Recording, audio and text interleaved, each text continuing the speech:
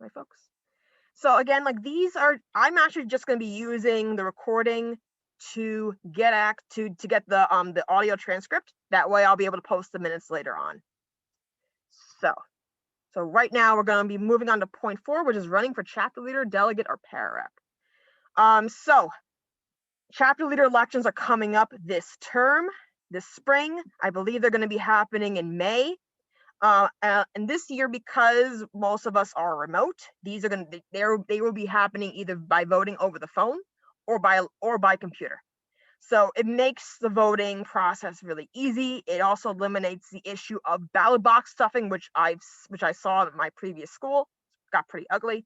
But I want you all to think about really critically about how your school is.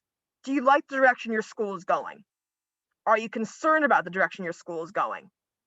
If not, I want you to consider running for either chapter leader, delegate, or para rep. Now, a lot of you are thinking like, I'm not political. I don't want to get in my principal's face about these things. If you are concerned about your relationship with your principal, I want you to consider running for delegate. I was a delegate in my previous school, and I will be throwing my hat in to run for delegate at my current school now. Being a delegate is an easy job, but it is a very essential job. So it is essential for a few reasons. It is essential because your job, you are basically the liaison between the staff and the chapter leader. So the chapter leader often has a lot of things on their plate. They are going to all these different committee meetings. They are talking with the principal. They're talking with the district rep. They're talking with the special reps. They're dealing with all the political malarkey of being a union rep in the school. The delegate, you get past that political stuff and you are helping the teachers. You're listening to your members, you're listening to everybody, and you are trying to help them problem solve. So a great way for you to get information is by attending the delegate assemblies. It is essential that we get independent-minded delegates and chapter leaders at the DA. There is an overwhelming number of chapter leaders and delegates who have signed the Unity Loyalty Oath. If you sign the Unity Loyalty Oath and you are invited to join Unity, you cannot officially vote against Unity. Your chapter leader will come over to you and they will say, why the heck are you voting against this resolution? In Unity, we vote together because we are united. Blah, blah, blah. We don't listen to what the dissidents and Solidarity do. We need independently minded folk. So James Eternal, I'm glad James is here. So James and I and our other colleague, Jonathan Hinesley, we are hosting a workshop on Saturday at 1 p.m. about how to run for rep at your school. Teachers will vote for you if they know who you are and if they trust you. If you are thinking of running for either chapter leader, delegate, or para rep, I want you to start using this time now to get to know your staff. Introduce yourself. If your school is really big, use a couple of friends and allies who you know will vote for you and will help you get yourself elected. Do what you can. Go to consultation meetings. Get information for your staff. Share information from UFT Solidarity or the ICE UFT blog or EdNotes. Share that information. That way your staff will see, wow, this person knows their stuff. We need a good delegate in our school, and I think this person is going to be a good fit. James, you want to touch on a little bit more either about the Unity Loyalty Oath or our training? Sure. Whenever Unity is an invitation-only caucus, you have to be invited by someone who's there already. And in order for you to be in Unity, you have to sign that paper that says you will support the decisions of the caucus in union and public forums.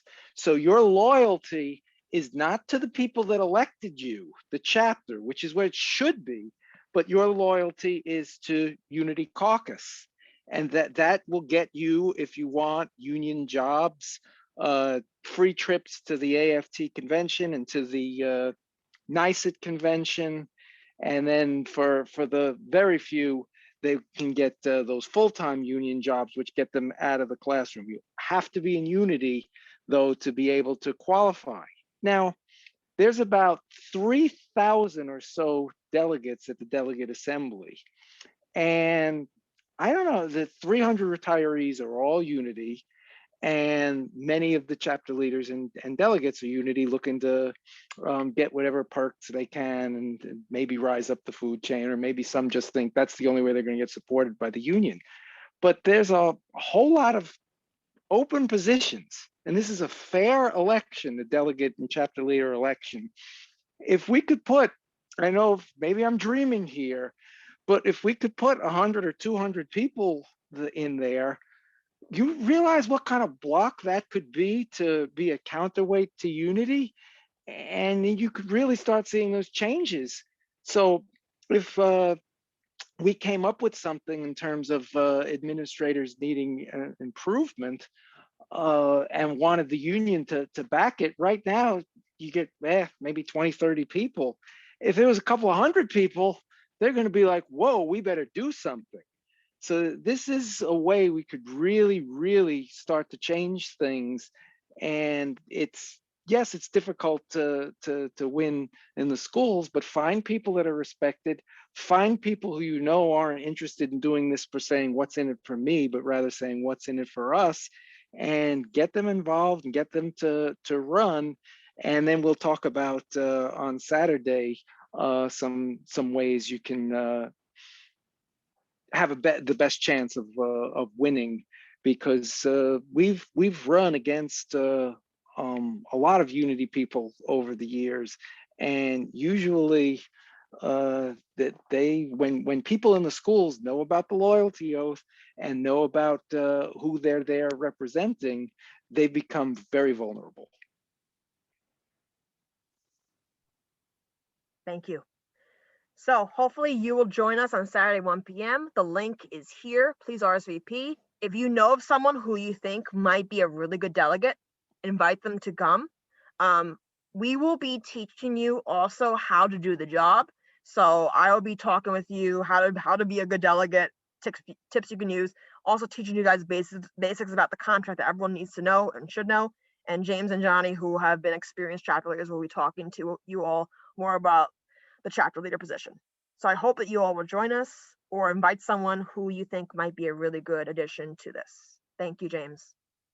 All right, so we're up to point 5, dealing with abusive administrators. So Harvey hit on a lot of these really important points about using FOIL to push back against your principal, knowing the law in terms of filing an Article 78 or a what was it called again, Harvey? It's a committee. It's a complaint against the Commissioner of Education, right? It's an appeal to the Commissioner of Education that gets filed pursuant to Education Law Section 310. Very good. And Harvey, what is the statute of limitations on that?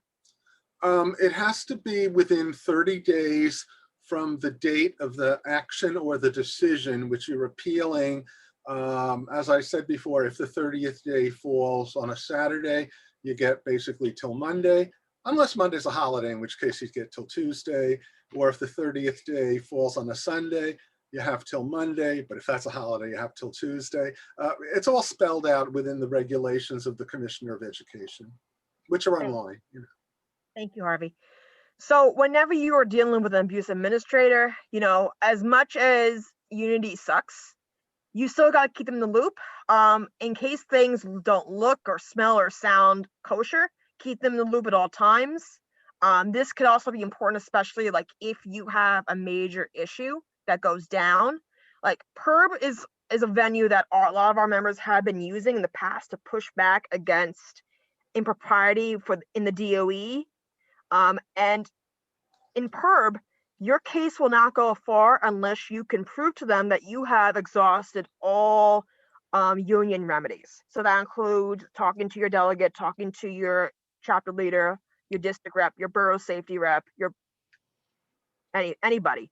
So basically, do your best you can to create a paper trail that shows that you are engaged in the UFT and your attempts are failing. Again, like Harvey said, secret recording is perfectly legal.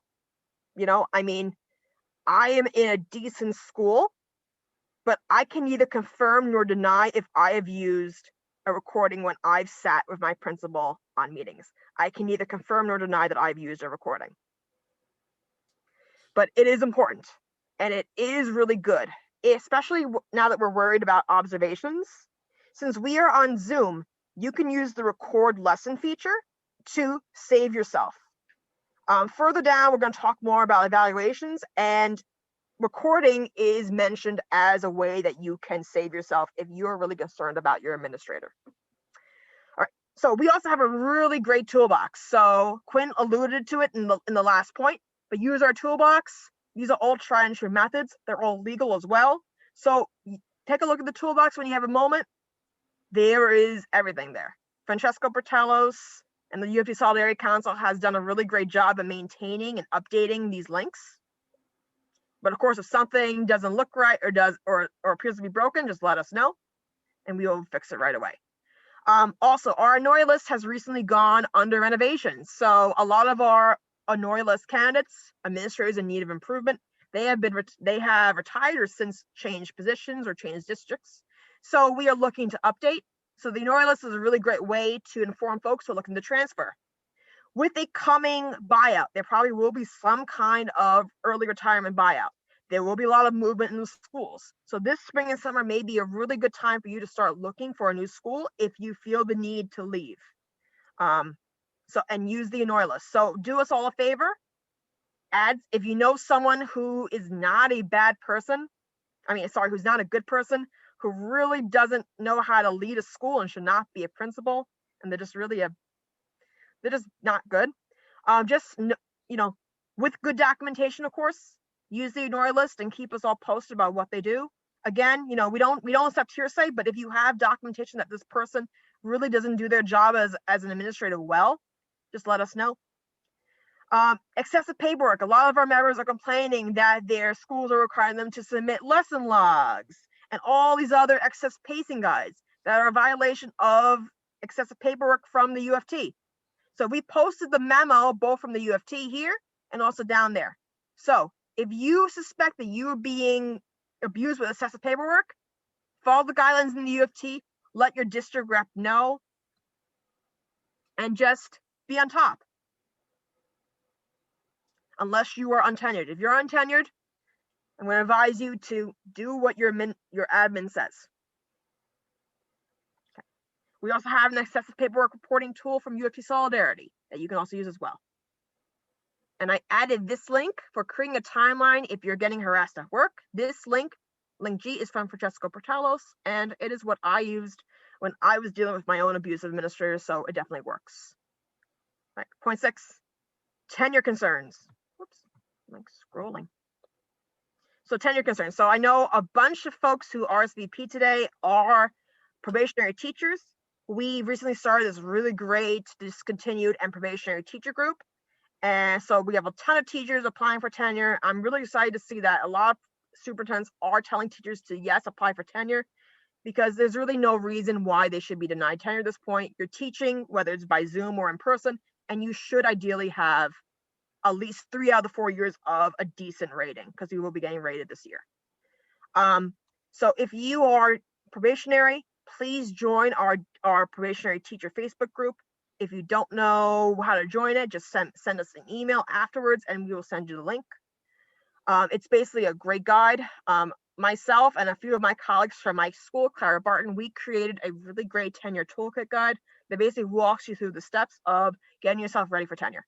So if you would like to get this toolkit just to share with a colleague or a friend who is up for tenure or will be up for tenure soon, just let us know and I will happily forward it to you. Quinn, Jay, is there anything you want to add on tenure concerns?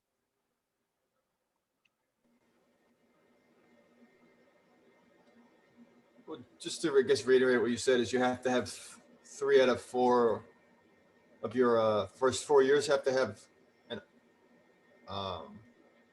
effective or highly effective rating. So since there were no ratings last year, that means every other year you've had to have you didn't have any chance to get it developing, basically. You had to have a highly effective or effective rating. So you're gonna have to, you won't even know if you can get tenure until you get your rating from this year. Usually you kind of know going into it, you can possibly get it. Your principal can't even know until you get your rating. But your rating is going to only be based on one observation, probably most likely. So, well, plus your student scores. Anyway, there's that to consider. Thank you. Jay, do you want to add on anything?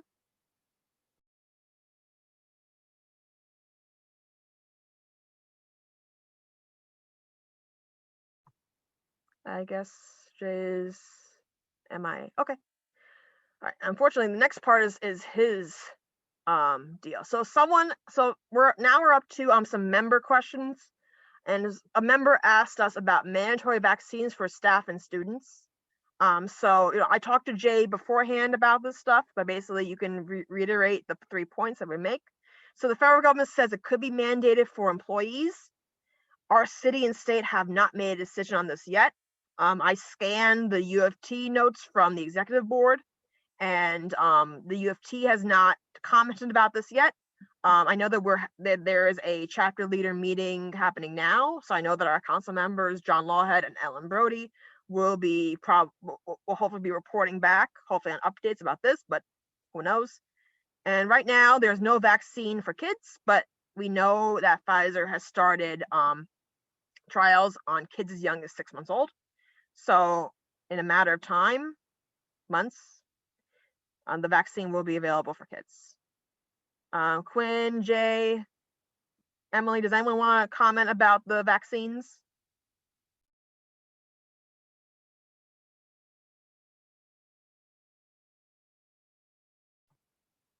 We're good? Okay, great. So I just iterated. All right. All right, this is another member question. So I have a non-certified in SPED AP telling special ed teachers what specific language to use in writing an IEP. What do I do?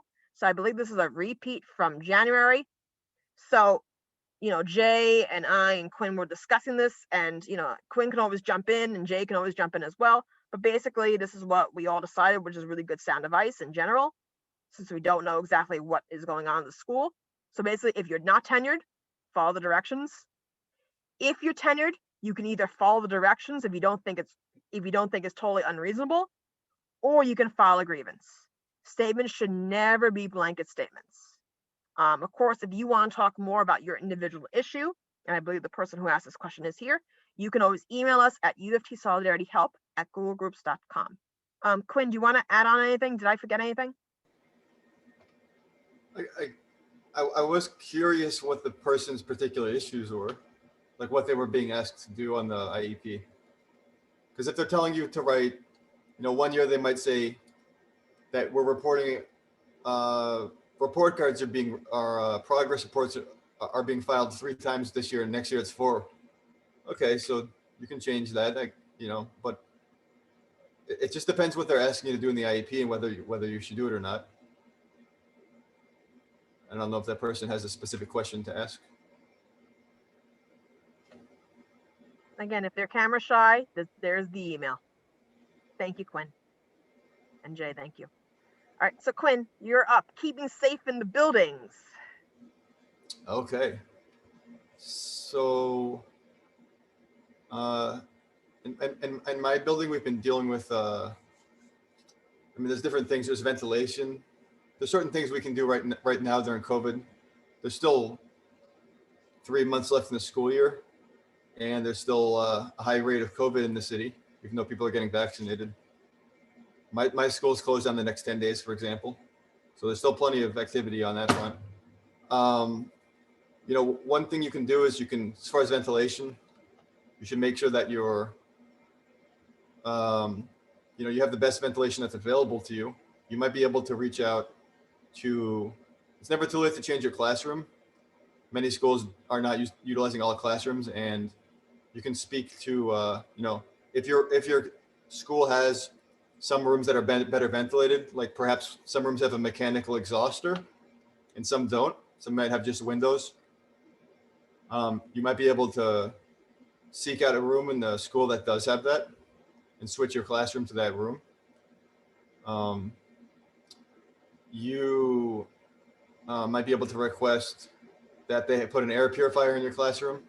Those units, the ones that they have that I've seen, are rated for 500 square feet. So they're supposed to be enough for a regular classroom. The UFT put out this video saying that if you don't have windows, you can use a mechanical unit. You can use an air purifier unit, but the CDC guidelines say that is not permissible, that a air purifier unit is only supplementary.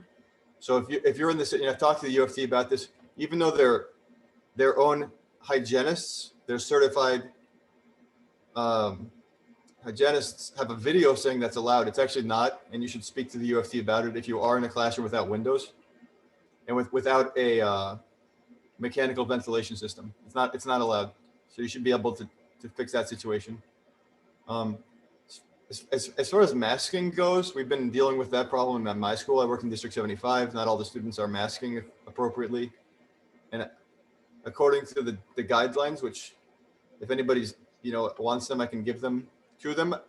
We were able to actually track down the non-masking protocols that the DOE has. They have a protocol, and if the student is not masking correctly, you should be writing it up with some kind of Swiss reports or whatever your school uses, ORS reports, whatever documentation you can to write it up. And if the student does not mask 3 times, if the student has an infraction 3 times within 5 days, there's a protocol by which the school is supposed to speak to the student, give them instructional materials about masking. The guidance counselor is supposed to reach out to speak to the student, and the school is supposed to reach out to the family. And then the student is supposed to be temporarily moved to remote learning.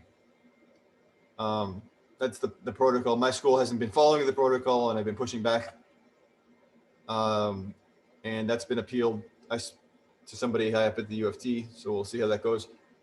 I've spoken to the people at the UFT in District 75. I've heard in the borough rep for Brooklyn said that she has heard of no schools have actually done it. So they're basically putting kids in the schools who are masking, and then parents are sending their kids in the schools, and they're expecting that their kids in a room with all the other students wearing a mask, but it's not really true. So other safety issues include PPE. You should be able to get it. If you have to be in close contact within 10 feet. No, if you have to be near a student who's not able to wear a mask themselves, you should be able to receive a KN95 mask. So if you're doing instructional lunch and the students don't have their masks on, or if you're with a student who's not following mask protocol correctly, you should be able to get a KN95 mask daily. It's as much as you ask for one. So you should be able to get, if you need to, you should be able to get multiple in one day. Anybody who has to toilet students or feed students, anything like that, you should be able to get KN95 masks and gowns and gloves and face shields.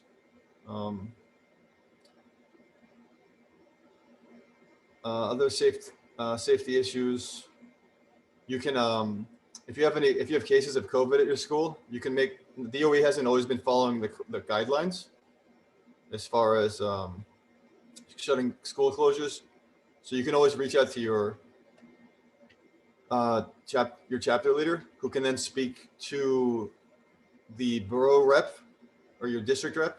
They can speak to your district rep, and the UFT actually has access to the situation rooms data.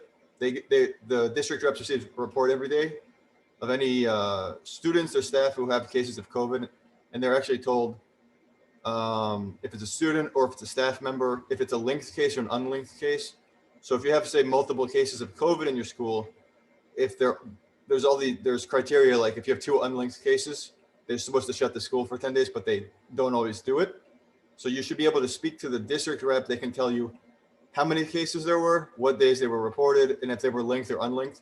And then you can actually follow, and then you can say, okay, look, it follows under this set of circumstances. They should be shutting the schools for this long.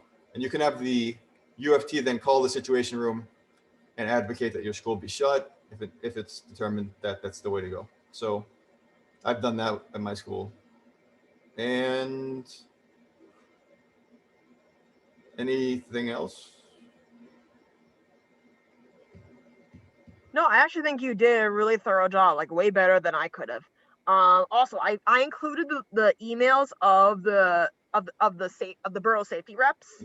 Yeah. I mean, you speak really highly of Katrina Foy from Brooklyn. I've never had to deal with her, but I know you think very highly of her, which is great. I've heard that the Susie Perez in the Bronx is relatively decent as well. There's also Verdun, I think, who's from, I believe it's from Staten Island. Metelius is from Manhattan, I think, and Diana's from Queens. So the only people I know for sure is Susie's from the Bronx and Katrina is from Brooklyn. So definitely utilize these folks, especially if you're documenting issues happening in your school. One other thing that you should totally do is to use this UFT Solidarity COVID kit. So we also have additional tips as to how to keep yourself safe.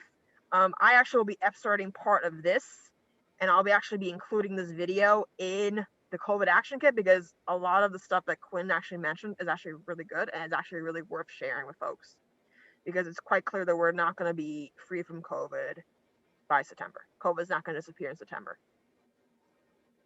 Right, so review the COVID action kit that UFT Solidarity has produced. We also have a tool that you can track and document issues happening in your school.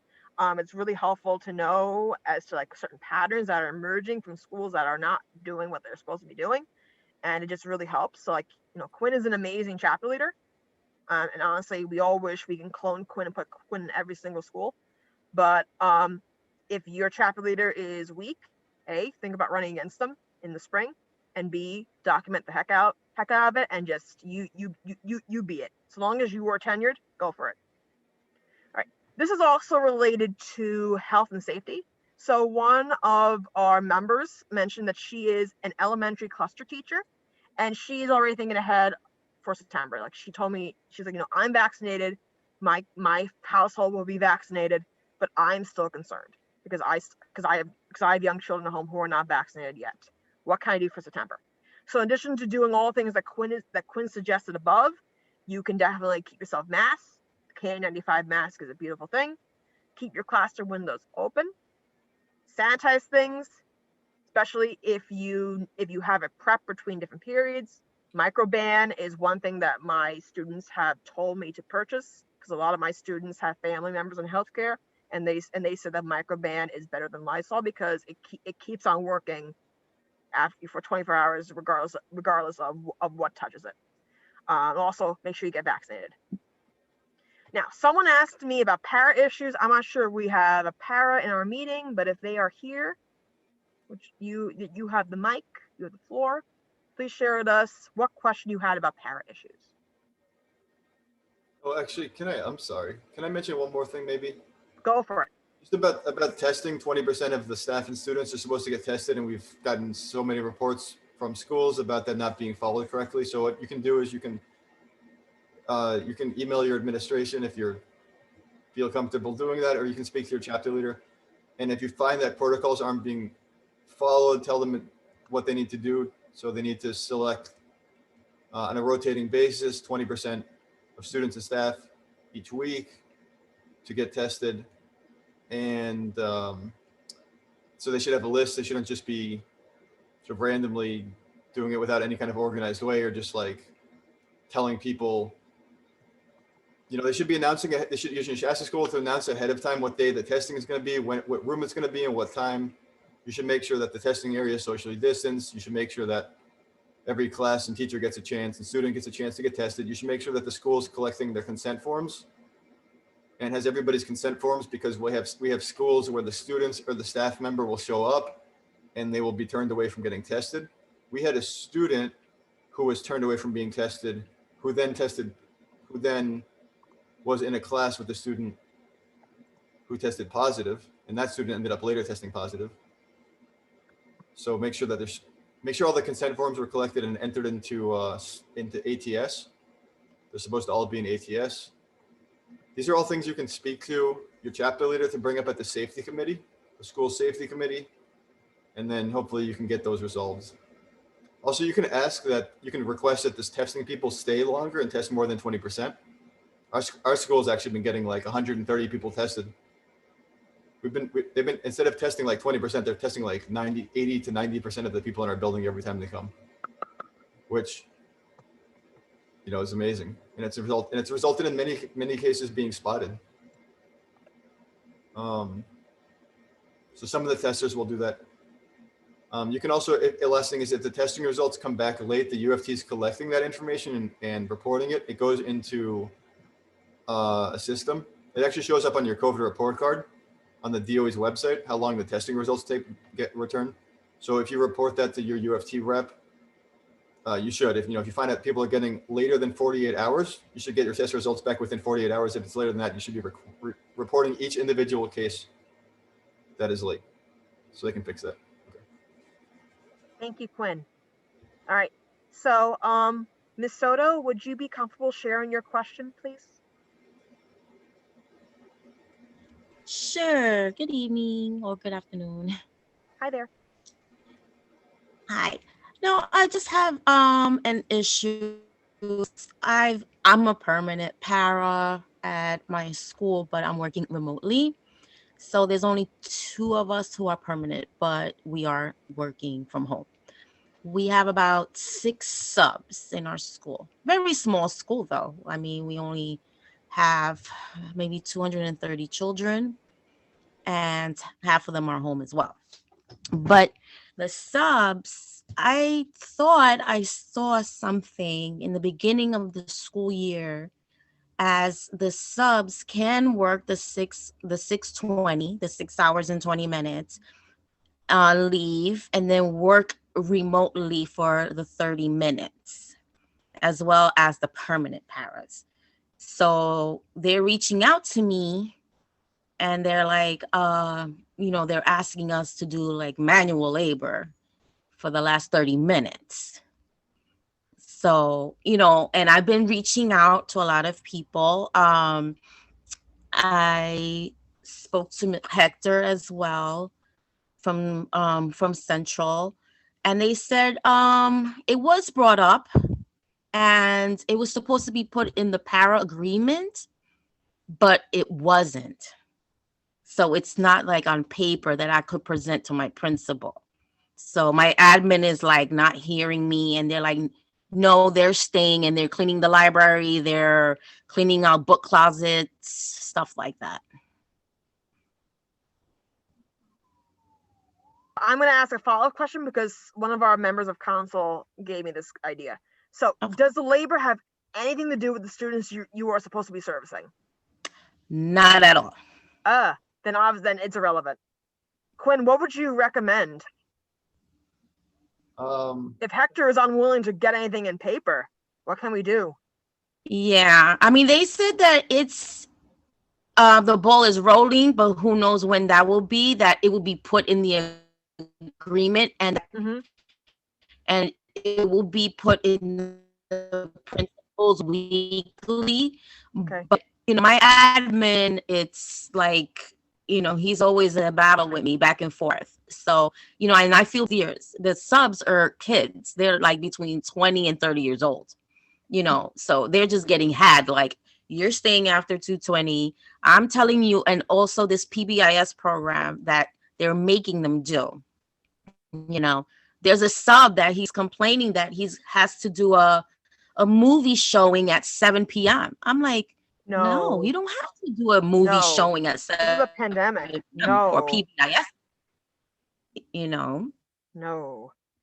The chapter leader needs to get involved in that, and I think you need to get. I mean, at least about that issue about you being given extra duties. That's totally like not cool. Like, your job duties only run as far as how services I feel so bad because I don't have anything on paper to show my principal, like, no, they can't do this, and they are entitled to leave it at 2:20, just like the teachers. Who told you that the rules don't apply to sub pairs? Because it says para professionals only have to be in the building 6 hours and 20 minutes. Did somebody like with a high up position tell you that doesn't include sub para professionals? They are para professionals. Right. I mean, my apply to them. My chapter leader is talking to the district person, so they're like, yeah, it's 6:20, but specifically I saw from the UFT website that it said sub paras are included, so the sub paras can work up to the 6:20 but still be paid the 6:50. And also, but the payroll secretary is telling me the same. She's like, no, they got to stay or I'm going to dock them. Well, what you could try to do is there's no grievances right now, but there's operational complaints. I don't know if that would follow under that, but you could speak to your chapter leader about possibly filing what's called an operational complaint. Right. Look in the memorandum. The memorandum of agreement, which was the remote work memorandum of agreement, came out on September 25th, 2020. It just says paraprofessionals will not be required to stay in the school building for more than 6 hours and 20 minutes per day. Mhm. Paraprofessionals will be expected to work 30 minutes of work, outside the building. So you could try filing the operational complaint and see what happens. Right. Yeah, because they just want to put them in a separate, like entity, saying no, they're only subs, so they have to stay for, the 6 hours and the 15 minutes. When nobody is there. Sounds wrong to me. They're getting paid less, so they should be doing less, not more.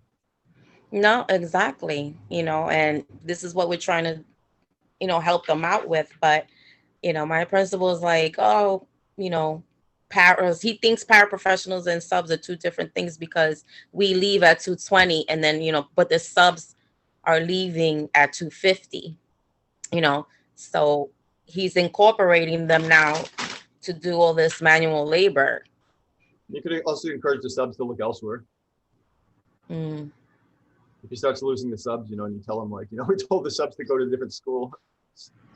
I know it's tough because they want to stay and they don't want to start trouble, and but they complain to me, and they're still emailing me like, oh, have you heard anything yet? Have you heard anything yet? Like, with him, it's like I have to present something because it's not really the principal. He's just taking over the AP, like the AP is running everything, and whatever she says goes, and then he's like, okay, and then, but it's not fair. I know if I was in the building, believe me, like I've been in that building since 2002, and I'll tell them no is no, and then they'll be like, okay, but I'm not there. So, I just wanted to present something, to him, to let him know that, he's not right. Unfortunately, I don't have that good enough relationship with Hector Ruiz to engage with him. I could ask my colleague Marie if she knows anything, and we can see what could happen. But other than filing the operational complaint and asking the sub to find a new school, Right. That's really all I can really suggest. Right. Sorry about that. Yeah, right. Great. Thank you. But Ms. Soto, you understand that that's what you should, that could work, right? There's a few things that could. Excuse me, I didn't hear that. Oh, you understand that could be, successful. The operational complaints, they get heard very quickly, and they go above your principal's head, and their principals could be easily wrong, and that could remedy your situation. Okay, so I'll let them know because there's about 4 of them who are reaching out to me, and I'm like, yeah, so I'm at it every day. Don't worry, So, okay. Thank you so much. All right. We had someone also talk about sub-teacher issues. Is anybody here a substitute teacher who would like to speak about this? Hi, Lydia. Hi, how are you? I'm good, thank you. Yay. Okay, so I know we're over time, so if you could make it brief, I'd appreciate it. But let's hear it. Okay. All right, so I'm a long-term substitute teacher. And I'm really concerned about a lot of the subs. They are getting shoved from content to content, sometimes on a daily basis. Mm-hmm. And at times they kind of lose sight and they become disheartened, and many of them quit. My school, I'm fine. Everything is great on my end. But I'm watching them come and go. And it's really discouraging. And in many cases, we're planning lessons and they're taking on responsibilities of an appointed teacher, but with none of the bells and whistles. And so I was wondering, the sub-teachers, they need a sub-teacher representative also, an advocate, somebody that's going to speak for them as well. because I see a lot of new subs come through and they're right out the door again. I was thinking like, okay, the appointed teachers, they have a representative. School aides have a rep. Paras have a rep. Why don't we have a rep? No, it's true. It also, like, sub teachers also can't vote in the UFT election. So I truly believe that if sub teachers had the ability to vote in a UFT election, I think the UFT would actually give more. I mean, the only thing I can really recommend for you to do is just try to encourage, like when I was a sub before I was fully appointed, since I was a licensed history teacher, I was given history teaching jobs at Sub Central. And then over time, I just developed like a really good toolkit of like multidisciplinary lessons. That way, if I ended up subbing in a content area that I wasn't comfortable with, I had a go-to lesson plan that I could use to cover myself in case the teacher did not have it. I mean, that's really just what I can recommend in terms of getting ready for your content. Now, in terms of responsibilities, I mean, I know that as a sub, you have the right to decline a position. Like you have the right to say, I can't, I'm busy. I can't deal with this. I mean, and also depending on the relationship you have with your payroll secretary, you can potentially either ask for a different position. Because I was in a couple schools and I developed a relationship with the payroll secretary to actually say like, is it possible for me to sub for this teacher because I know the kids, I know how they teach, our styles are relatively similar, our content is relatively similar, and she would on most times be able to accommodate me.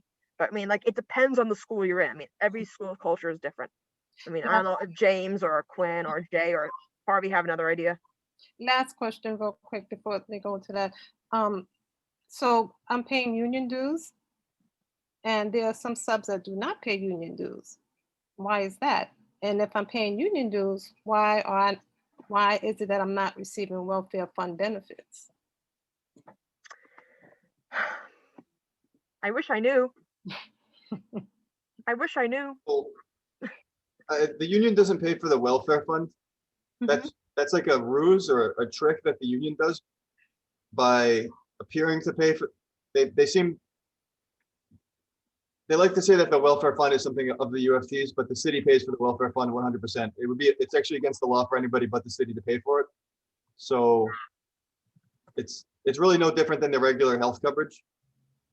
So in other words, if you pay union dues, you're not paying into the welfare fund. Okay. There's that to consider. I'm not saying subs shouldn't get health coverage. But union dues don't go to pay for that. But some pay union dues and some don't. Yeah, that's because of the Supreme Court case, the Janus Supreme Court case, which made it so that all members don't have to pay dues automatically.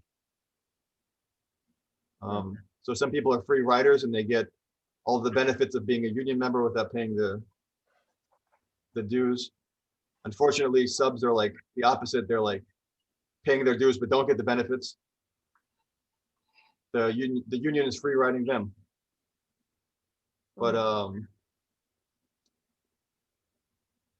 I know. I mean, I can tell you that in my school that if any when a substitute teacher has a disciplinary issue, the chapter leader of the school is supposed to represent them.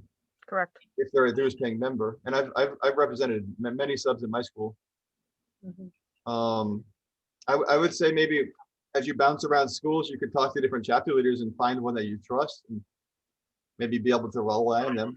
Like I said, I've had a number of subs that helped, and they've even reached out to me from other schools.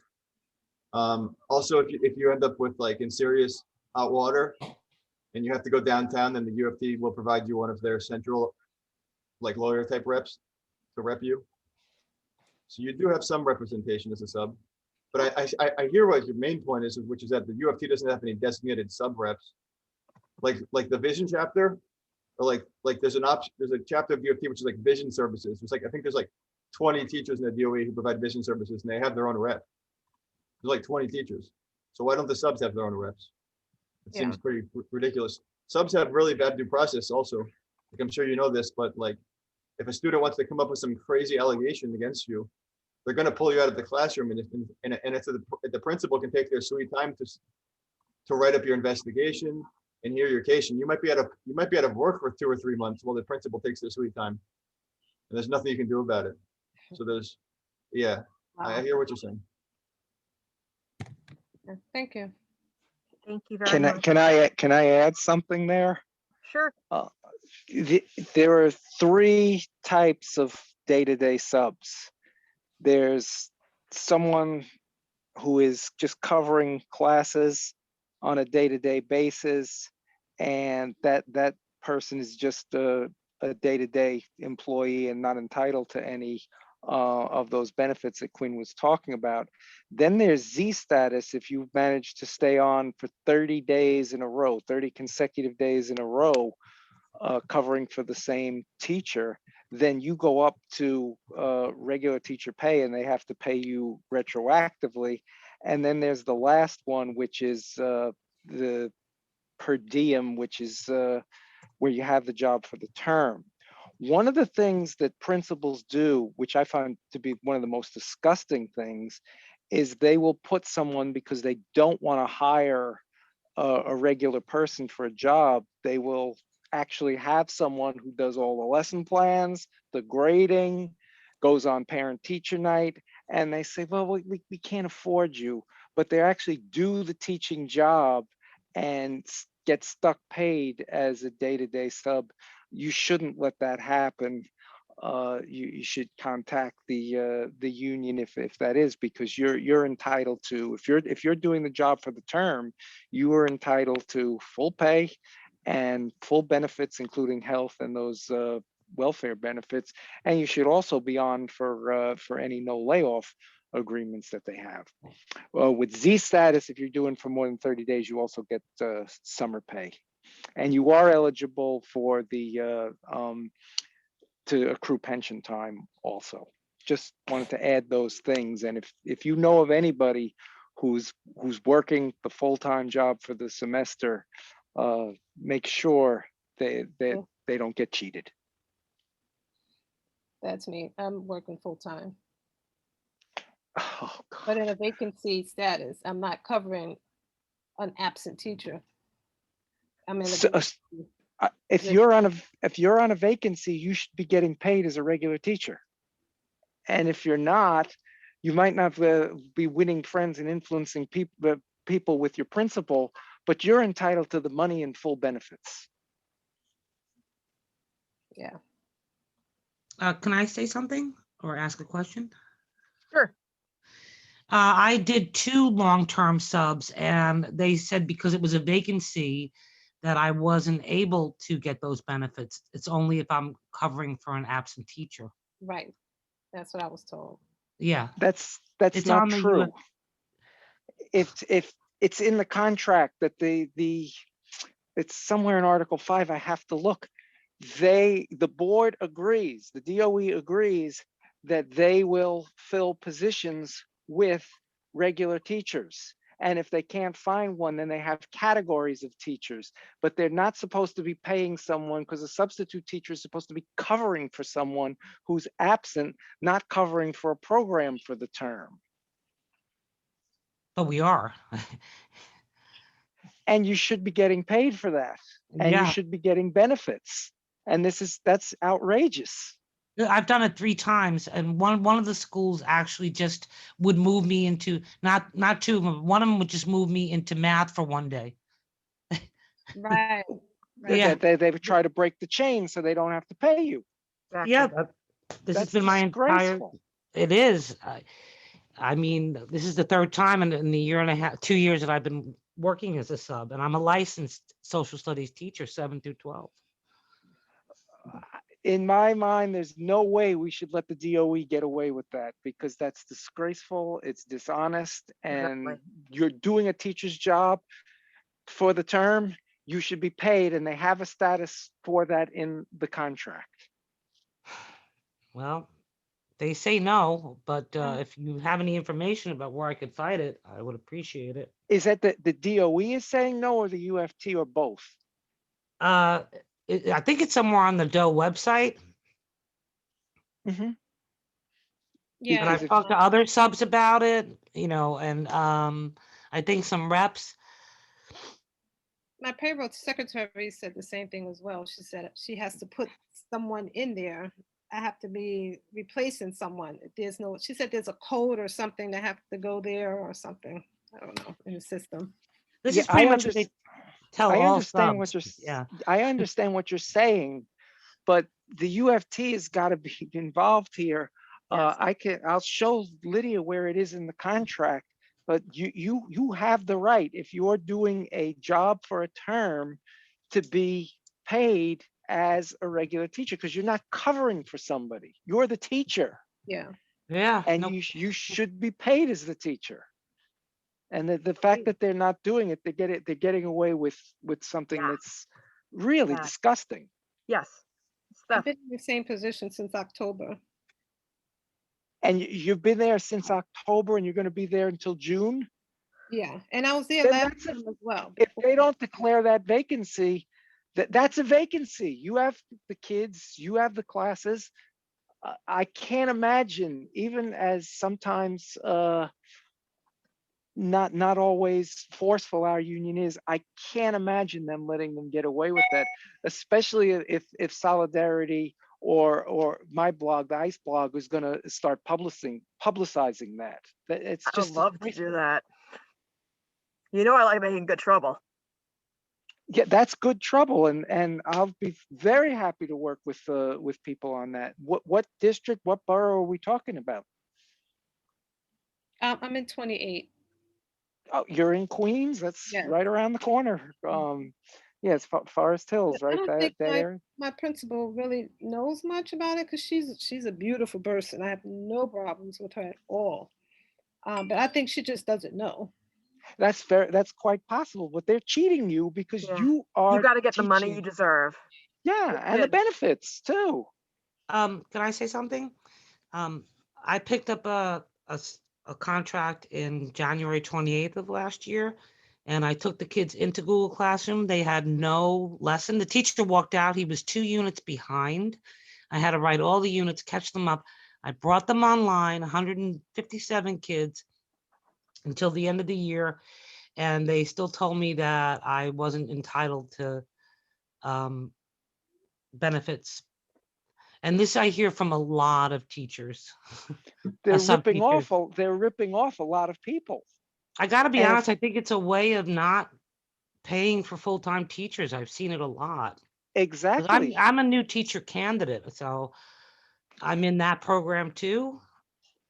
And there's, you understand what I'm saying, right? My This is called corruption. Yeah. Theft. And Yeah. when I tried to speak to a union rep at the beginning of the next year because I hadn't been assigned, they actually refused to speak to me at all because I hadn't Because taken an you are assignment yet. right. I understand that. And I said, I need to have questions. We're in a pandemic now. I've got to, and we need a rep. Yeah, I pulled out my old contract because we don't have a written one now, but I'm reading Article 5 as we speak, and you're entitled to those jobs. And it says even if you haven't completed your state licensure, if they have you in there, you're eligible. You're what's called a PPT or whatever they call it now, and that means you're doing a full-time job. And the board has agreed that they will put in regular teachers as long as there's vacancies. And if they have vacancies and they can't put someone in there, then they have to pay you.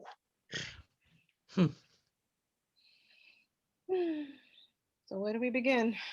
So, Janine, I asked you to send me your email. Tammy, I have your email. Yes. We can start talking about this off this meeting, and we can Okay. start getting the ball rolling. Okay.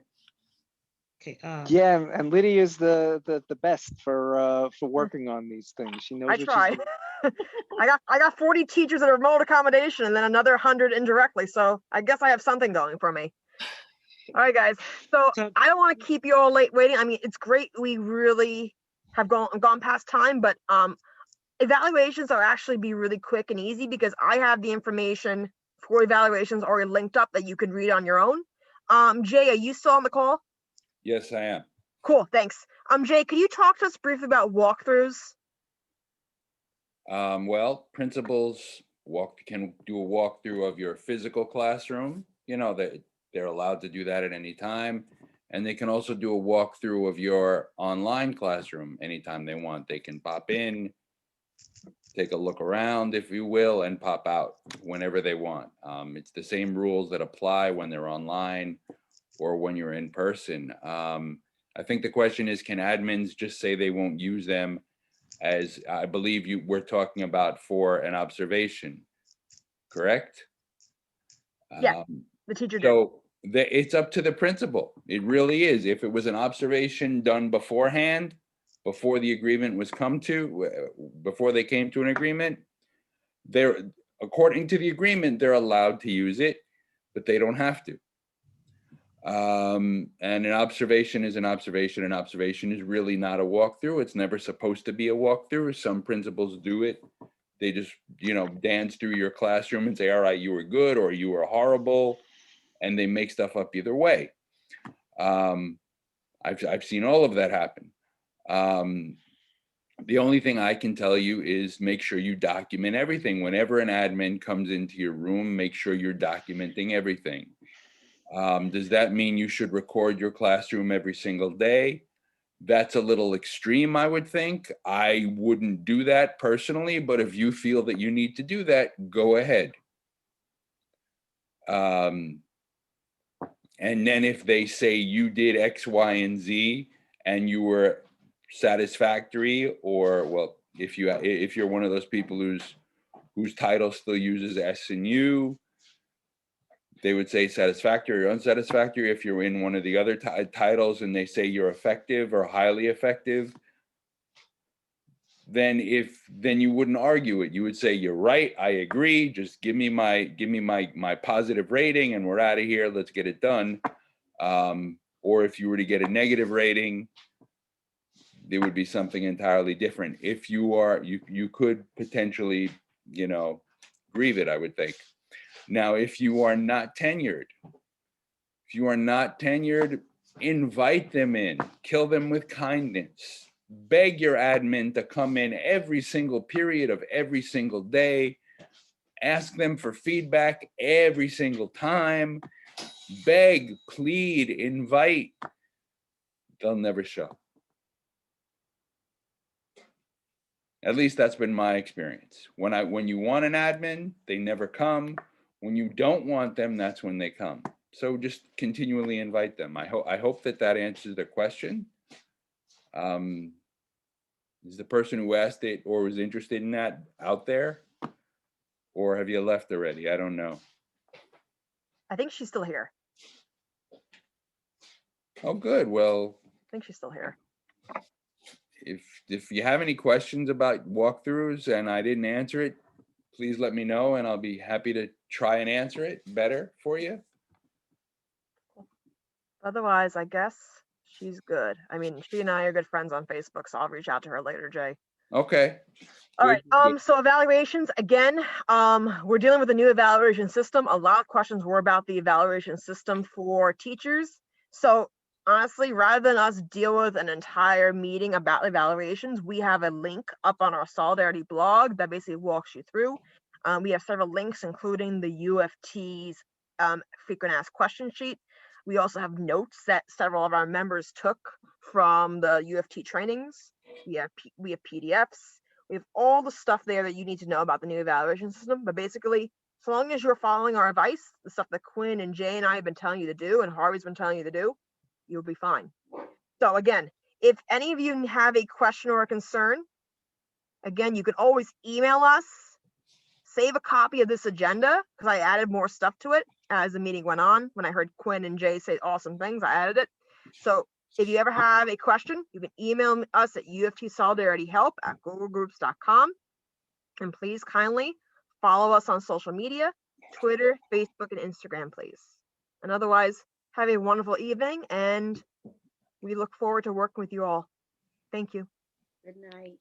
Good night, everybody. Good night. Good night. Thank you for your All help. right. Of Thank course. you Good for night. coming. Thank you. Good night. Good luck. Harvey, thank you. James, thank you. Jay, thank you. My pleasure. Thank you. I have Matthew, to I'll, say I'll, you I'll men, I'll be right? in touch with you, Matthew. Let's see. All right, I'm going to end the meeting. Good night, everybody. Good night.